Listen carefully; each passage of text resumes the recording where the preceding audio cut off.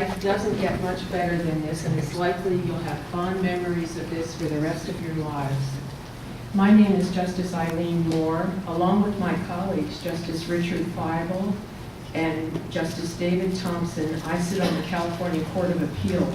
This ceremony is an official function of the California Court of Appeal, albeit with fewer formal requirements. Feel free to take photographs and to walk around to get a good shot, but don't walk around too much. Our function here today is to administer the oath of admittance to the California Bar for you. From the Federal District Court is Judge Josephine Staten.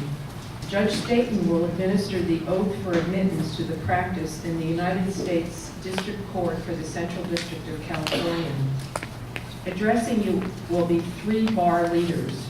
Richard W. Millar Jr. is a delegate of the American Bar Association. Michael Baroni is the president of the Orange County Bar Association. And Pearl G. Mann is on the California State Bar Board of Trustees.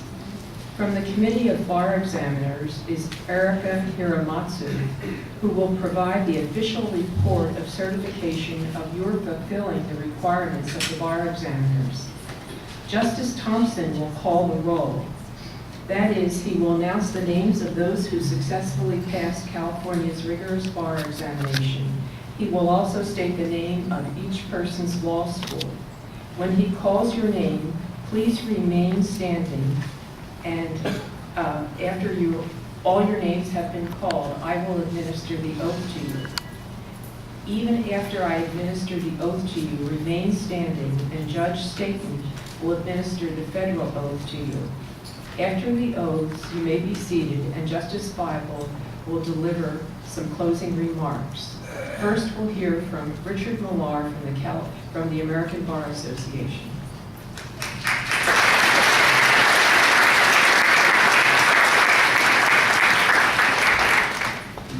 Thank you, Justice Moore. Well, congratulations. I always divide congratulations into three subgroups. One, of course, all of you who passed the bar. Two, all of you who supported them emotionally and financially. And three, all of you who put up with them. Those of you who wanted to run screaming from the dinner table, I don't care what they said in the rule of Shelley's case. In 1878, 75 lawyers got together and formed what is now the American Bar Association.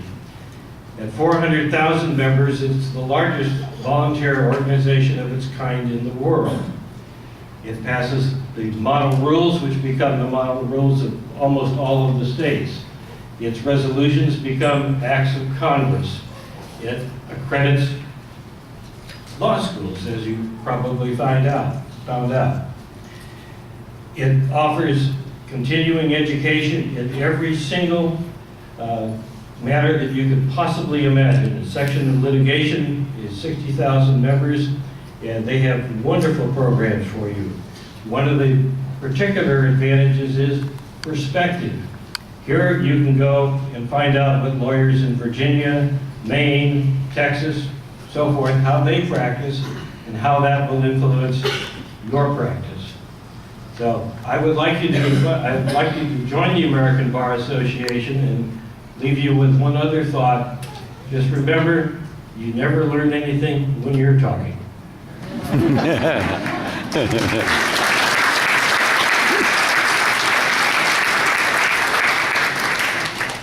Next, we'll hear from Michael Baroni, president of the Orange County Bar Association.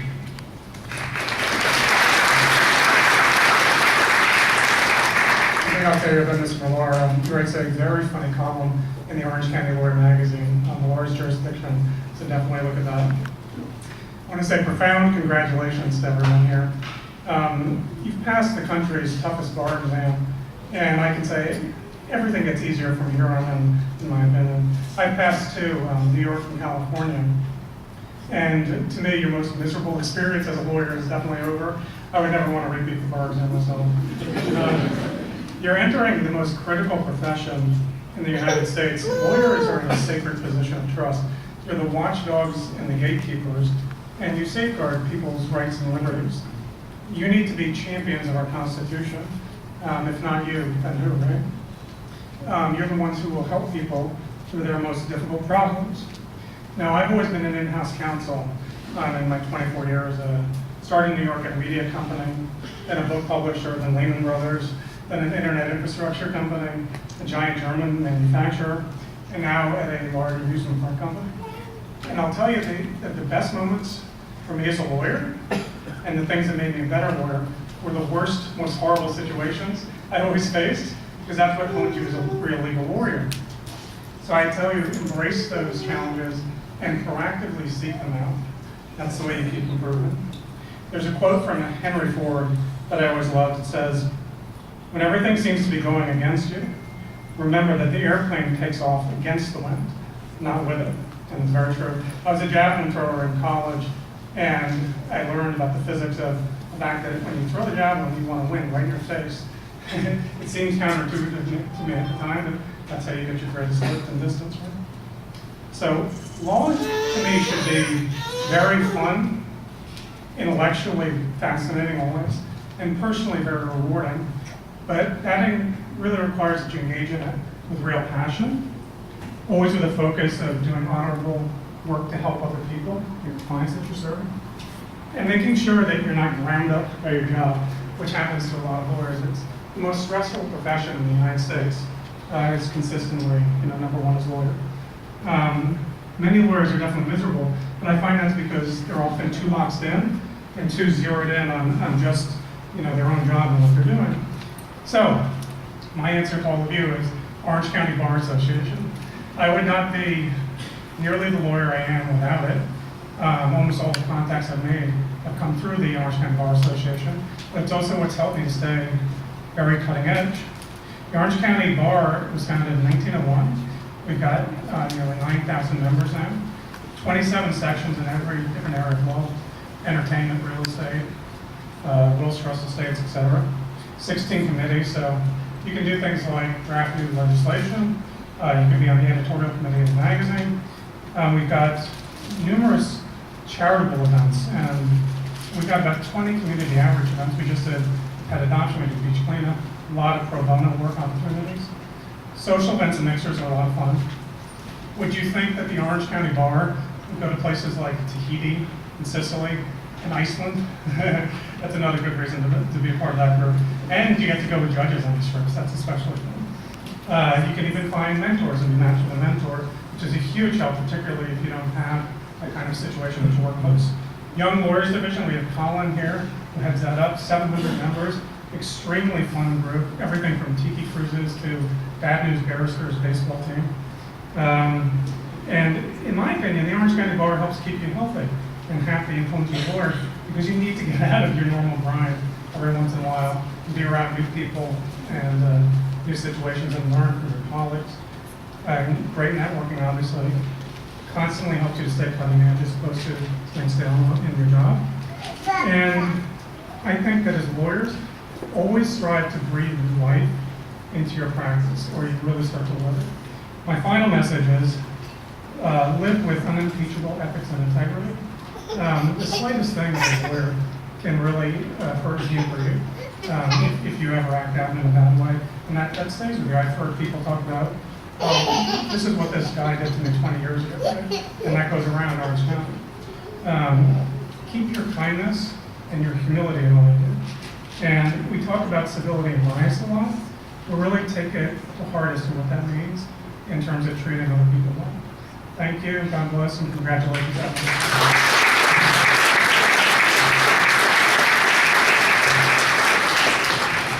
I don't know if you realize it, but joining the American Bar Association or the Orange County Bar Association is optional. It's up to you.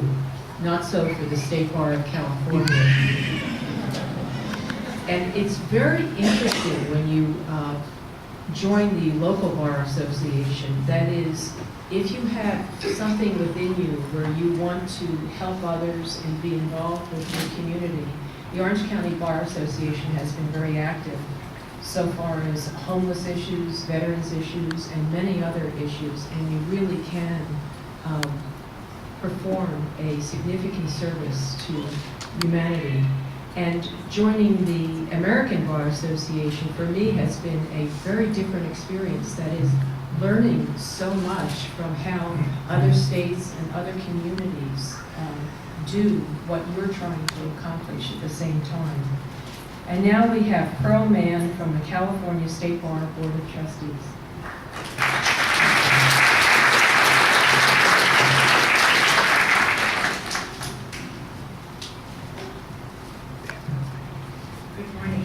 I'm actually a past member of the Board of Trustees, but I have this honor today because I'm the last person elected from Orange County to serve. So as you move up in your career, some of you may want to run for that position.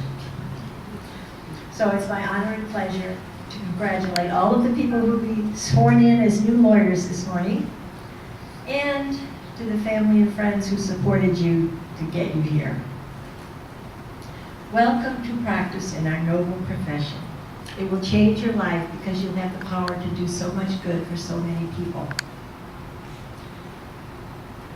And it wasn't easy for you to get here, I know. I remember what Justice Moore said. Only 34.5% of the exam takers pass. So what an accomplishment. You should give yourself a hand.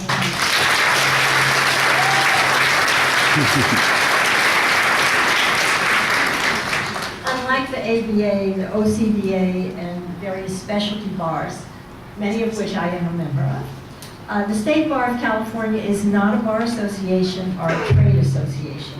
It's actually a public corporation under the administrative arm of the California Supreme Court.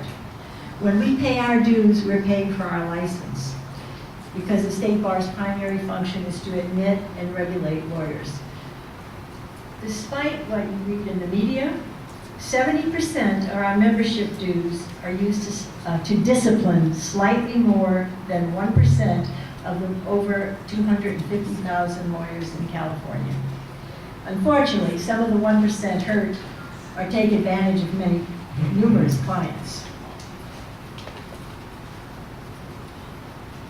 The State Bar also supports its lawyers, and to help our members avoid being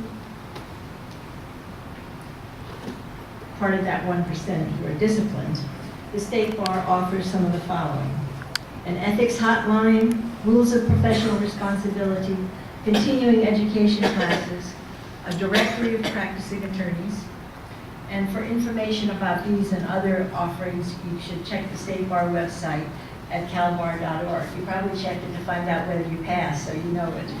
In our day, we had to wait for the mail, and mine arrived 2 days before my birthday and Thanksgiving. But it was exciting to have passed. The State Bar also has an active CYLA, California Young Lawyers Association, and you may want to learn more about that and become involved with them. I want to give you a few useful tips as you begin your exciting new adventure in law. First, your reputation is everything, and your word is your bond. Keep it. And be aware that not every client or lawyer will keep theirs. Be civil and courteous to everyone, especially court clerks. They can be your best friends. Find a mentor, a judge, an experienced attorney, the OCBA mentoring program, preferably not someone in your own firm, because you may have questions or issues that arrive where you don't want to talk to somebody in your office. And then it's critical to have a mentor if you're solo. I had a fabulous mentor. Judge Warren G. Ferguson, who's now deceased, he was with the Ninth Circuit Court of Appeal, and I was his extern. And he would say to us, he would give us tips as he gave us our assignments, or as we reported back what we had learned. Never be afraid to go to trial. Never waive a jury, and never give up. And in my first job for a small firm where I was the law and motion department, every day I would say, never give up, never give up, and I got nervous and overwhelmed. And then finally, be true to your own moral values. You're going to be able to look yourself in the mirror, at your face in the mirror in the morning and feel good. And there are ways to do that, and so a mentor might help you. And then a practical tip for those of you who may not have a job and plan to open your own solo practice, check out the Legal Aid Society of Orange County's LEAP program. LEAP stands for Lawyer Entrepreneur Assistance Program. And it provides training and advice in handling the case in several legal fields, and it's free if you take a pro bono case. I'm on the board of directors of Legal Aid, so if you want to call me, you can go to calbar.org and find my phone number and ask me about it, and I can refer you to the proper people. So in closing, I wish you all great success in the practice of law. Welcome to the practice.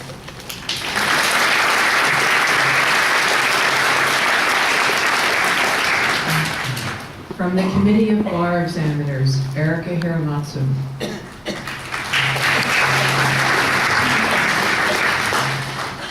I had the least inspiring thing to say today, except it is the motion that moves all of you into the state bar. So, may it please the court, please turn off your phone. I am here today on behalf of the Committee of Bar Examiners for the State Bar of California to present these candidates for admission to practice law in California. They have spent years preparing for this day. Title IV, Division 1 of the Rules of the State Bar of California, otherwise known as the Admissions Rules, and Section 6060 of the California Business and Professions Code requires that these admissions candidates meet certain pre-legal requirements.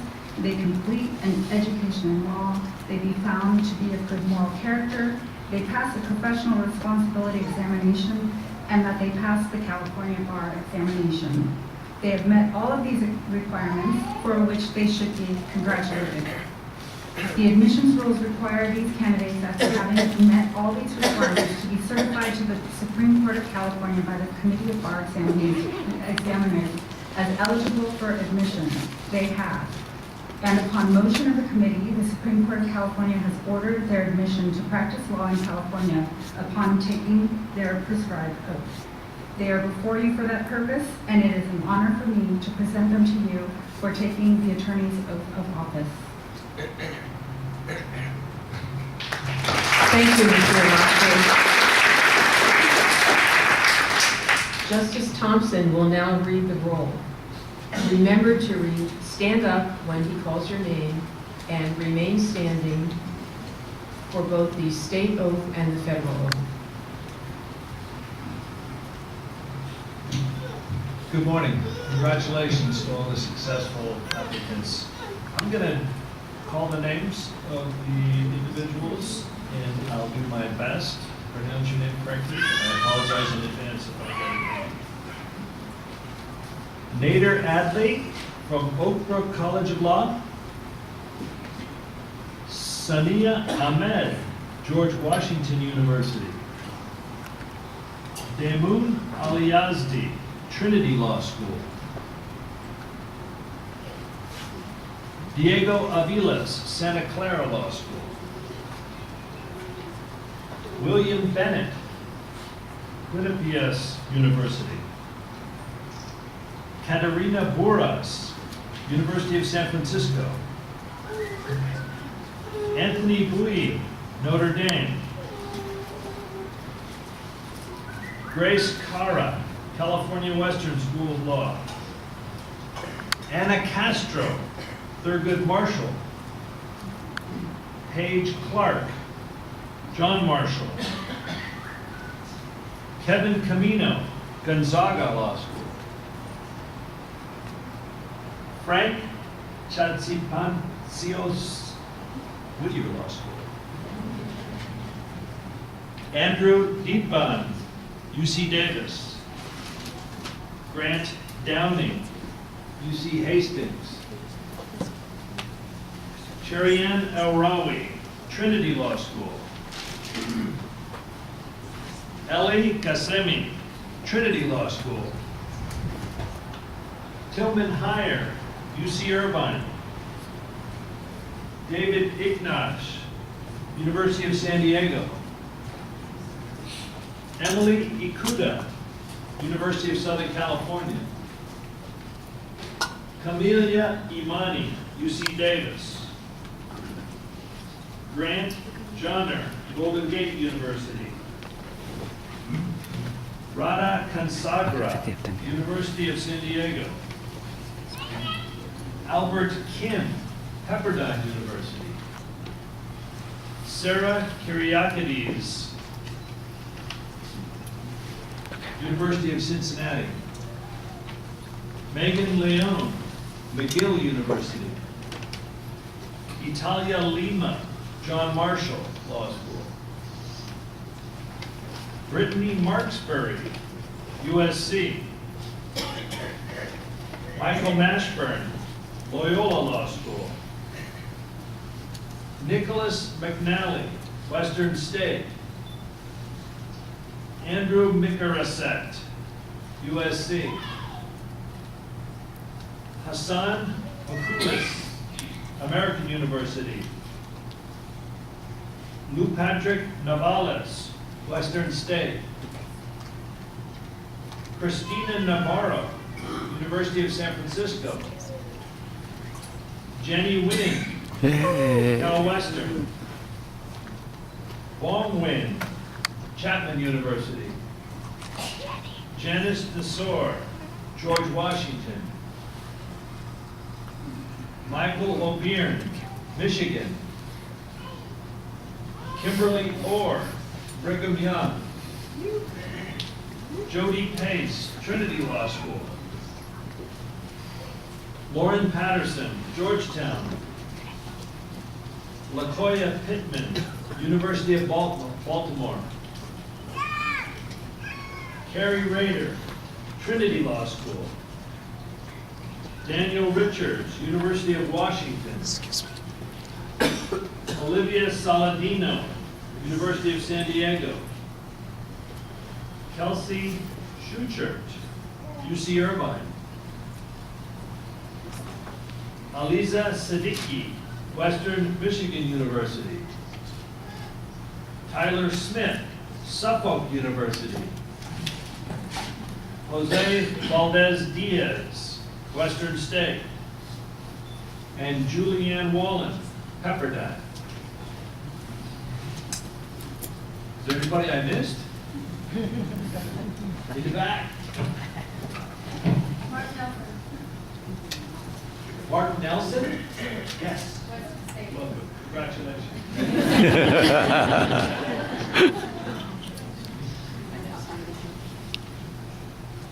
This is it.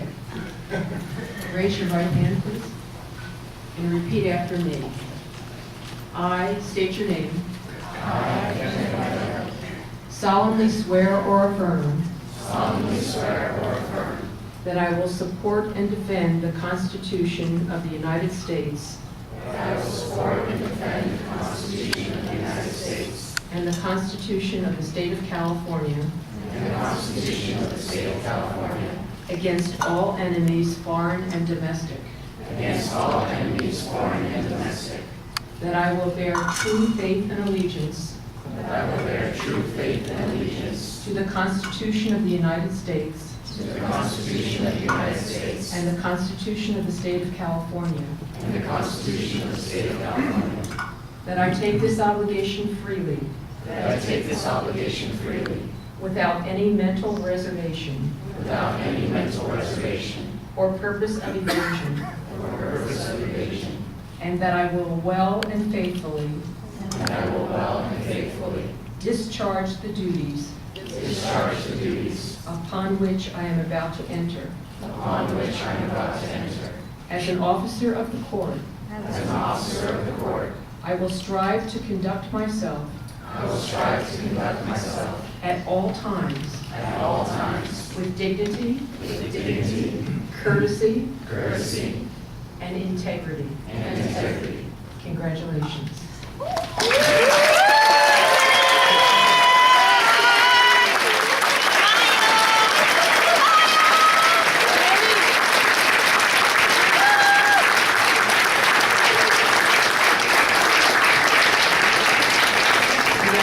Joseph Stages from the Federal District Court.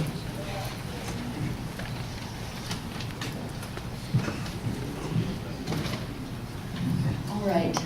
Justice Moore kindly gave me permission to address you as well before giving you the oath. So the first order of business is to trust that if you're standing now, you will remember to stand again when I administer the oath. So I am going to have you sit down.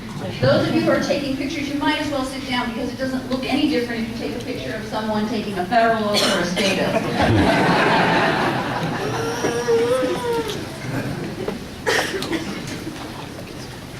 So the first thing I'm going to note while you're getting seated is that I think it's a very good thing that the president of our Orange County Bar Association became a lawyer and not a salesperson. Because he tried to sell you on the Orange County Bar Association by telling you that you get to take trips with judges. I think that may have been counterproductive, Mr. Jones. All right. So, first of all, good morning and congratulations. I want to welcome you on behalf of the federal court.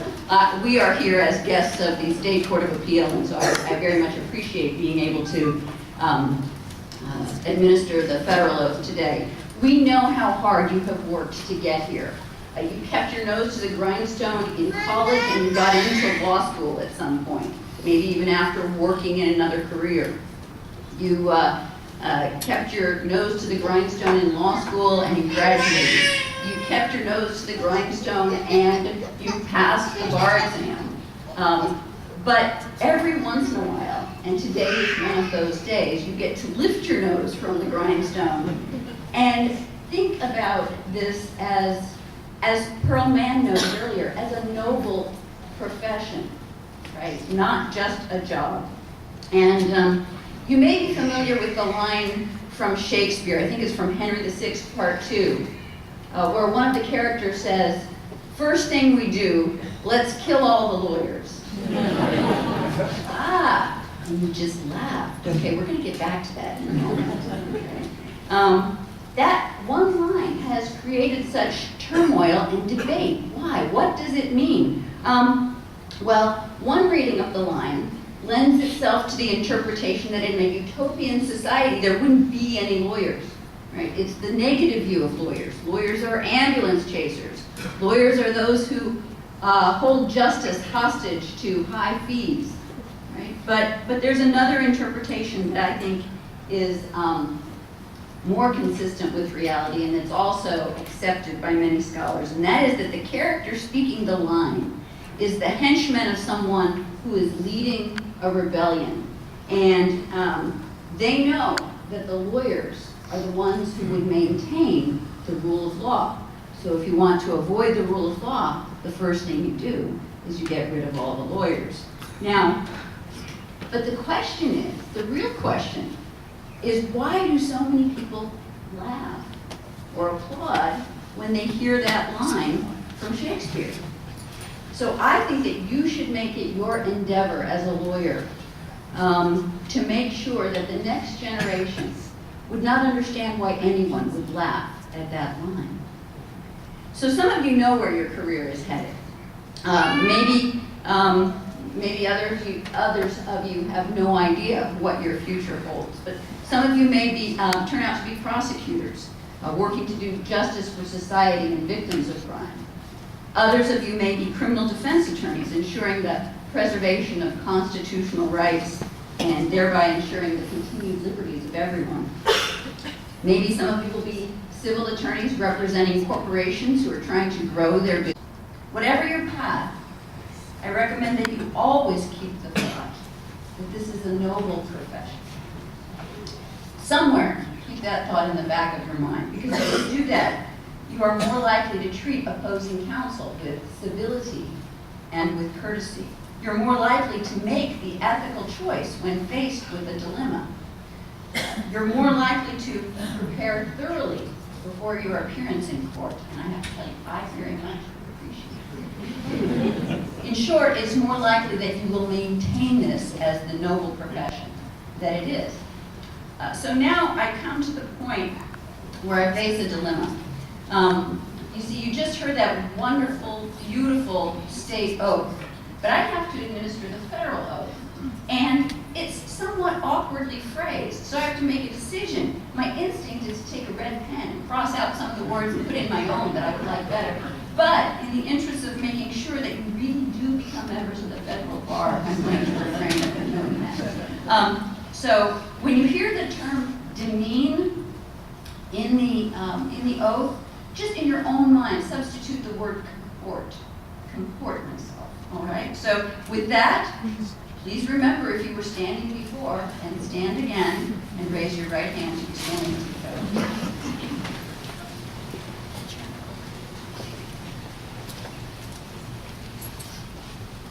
I state your name.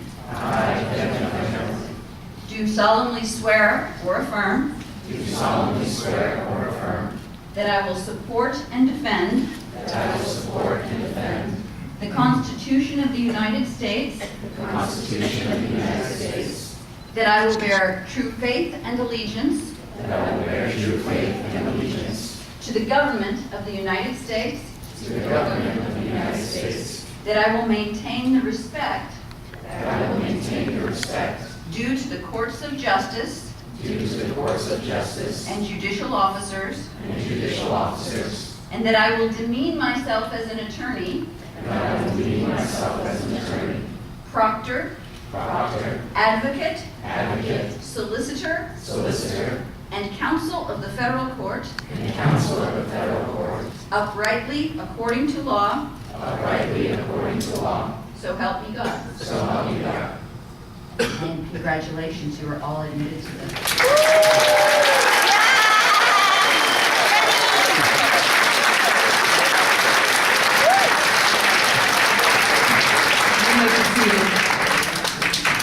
Justice Richard Feibel will now deliver his closing remarks.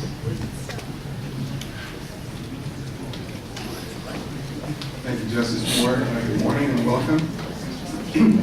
That sounds kind of ominous. He's going to deliver his closing remarks. I'm very happy to be here to welcome all of you to all these organizations and the bar. Congratulations again to each of you for passing the California bar. I know how difficult that was, and now for taking your state and federal oaths. Also, I'd like all of you to please congratulate your families and loved ones who are here for their support and their encouragement. Thank them.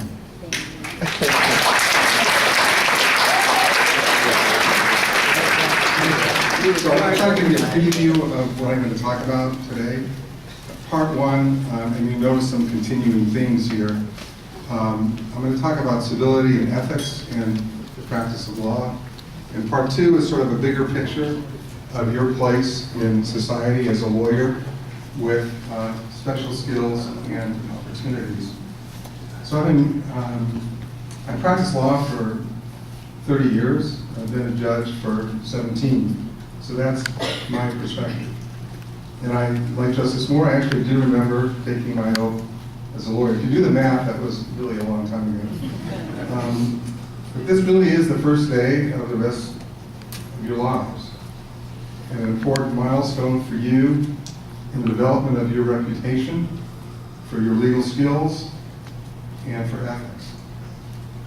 In 1850, Abraham Lincoln addressed a group of law graduates.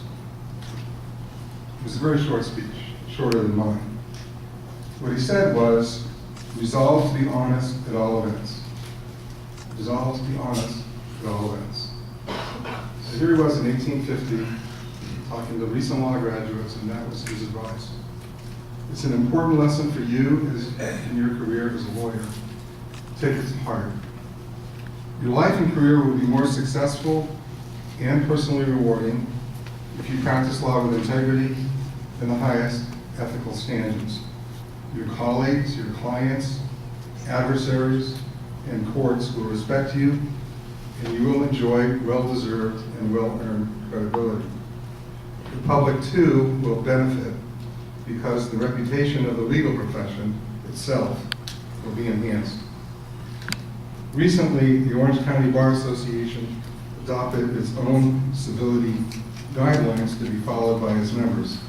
Judge Staten and I were fortunate to be among the group of lawyers and judges who drafted them, and then they were adopted by the Bar Association. They're easy to read, only 2 pages. We got it all in 2 pages. So I just want to read you the first paragraph, because it is really, again, a continuing theme of what you've heard this morning, but it is endorsed by the Bar Association, which hopefully you will become a member of. The practice of law is a noble, time-honored profession requiring and inspiring trust and confidence. Lawyers rightly take pride in seeking mutual cooperation and maintaining personal dignity. Lawyers practicing in Orange County, this now includes you, share a commitment to civility and recognize their obligation to be professional with clients, other parties and counsel, the courts, and the public. So even as a new lawyer, you're saying to yourself, I'm just a new lawyer, what can I do? You can be a leader and build a reputation in the community for honesty and professionalism, your own reputation. The powers of intellect and reason will be crucial to your success, but they are not enough. Your patience and courtesy are important too, and as others have suggested, will be tested.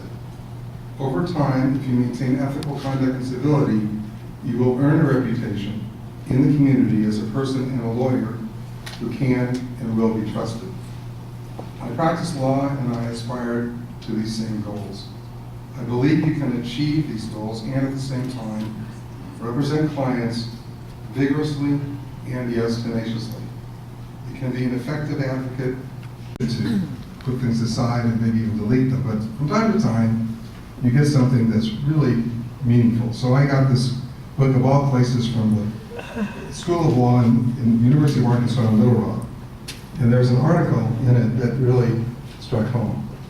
Some of you in the audience may recognize the names Fred Astaire and Baryshnikov. Does anybody, it's not even pop culture, but hopefully you know who it's going to. So Baryshnikov, who's quite an accomplished dancer himself, was participating in a tribute to Fred Astaire. And what he said was, you know, the rest of us dance. Fred Astaire, he does something else. Well, in the legal profession, the rest of us write. People like Louis Brandeis, Justice Brandeis, and Justice Jackson, they did something else. So Justice Brandeis wrote a concurring opinion in 1929 in a case called Whitney versus California, where he explained the underlying rationale and premise for all these liberties and all these responsibilities that we have. And what he said about the founders was they valued liberty both as an end, as a means. They believed liberty to be the secret of happiness and courage to be the secret of liberty. They believed that freedom to think as you will and to speak as you think are means indispensable to the discovery and spread of political truth, and that without free speech and assembly, discussion would be futile. He went on to say that the great menace to freedom is an inert people, that public discussion is a political duty. And he concluded by saying, believing in the power of reason as applied through public discussion, they eschewed silence coerced by law, the argument of force in its worst form, recognizing the occasional tyrannies of governing majorities. They amended the Constitution so that free speech and assembly should be guaranteed. That's what he wrote in 1929. It took 40 years until 1969 in a case called Brandenburg versus Ohio for that to become the sentiment in the law of the land.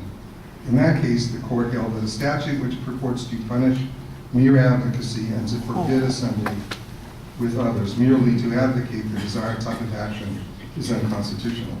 So what does all this mean to you? We've heard people stand up today, talk about the state bar, the Orange County Bar Association, American Bar Association, all the opportunities that both Justice Staten and Justice Moore talked about. These are opportunities for you to become a member of society. You have special skills, you have interests, you have the opportunity, whether it's working for a nonprofit, working pro bono, volunteering for these associations. These are opportunities available to you, and it's important to society that you take hold of these responsibilities and succeed. So I want to conclude by saying two things. One is, This is a very special day for all of us judges, because normally when we finish our job, we make half the people happy and half the people really unhappy. And today we made everybody happy. That's a very cool thing. So I want to conclude by congratulating each and every one of you and your families and your loved ones, and congratulate each one of you on your successful passing of the bar and admission to the bars. Thank you very much.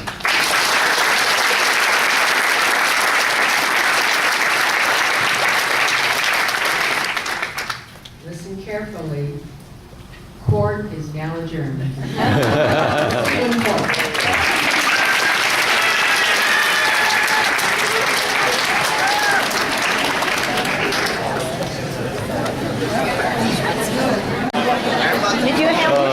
Don brought up Jennie.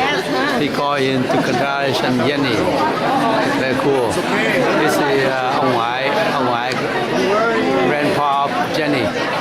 He 96 years old. He come to see Jennie swearing ceremony. Hey, attorney, California attorney. I'm a filter. Stand by ông ngoại. Stand by ông ngoại Julie, older sister of Jennie.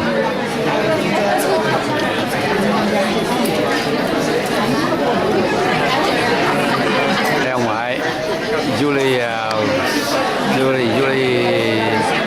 Jennie's sister, older sister.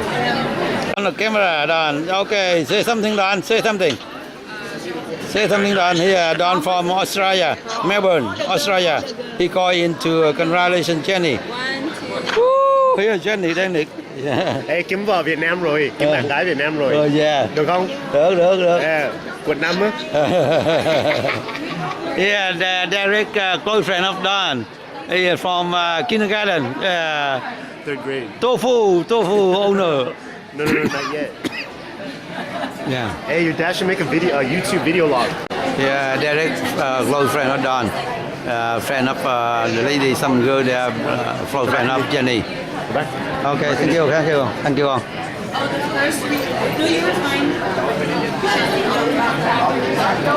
Friend of Jennie, come to celebrate for Jennie. That was the first reaction.